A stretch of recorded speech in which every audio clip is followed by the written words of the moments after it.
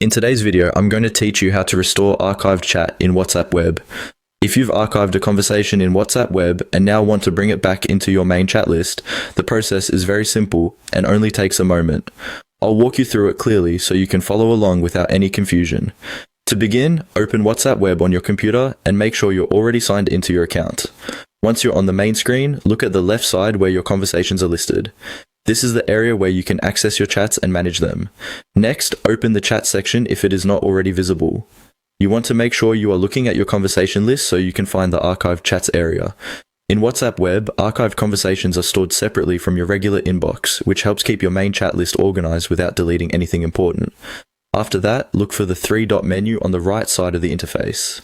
This menu gives you access to extra options for managing your chats and account settings. Go ahead and click on those three dots to open the menu. From the list of available options, click on the option related to archive chats, and then choose to unarchive the chat you want to restore.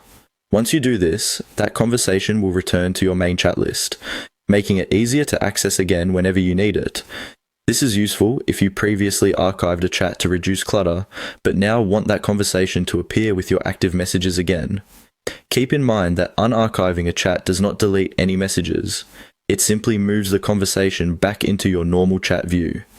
If you have multiple archived chats, you can repeat the same process for each one you want to restore. Take your time and make sure you select the correct conversation before unarchiving it. And that's all there is to it.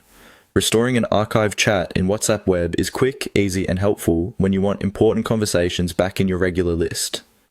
Follow these same steps anytime you need to unarchive a chat and keep your messages organized in the way that works best for you.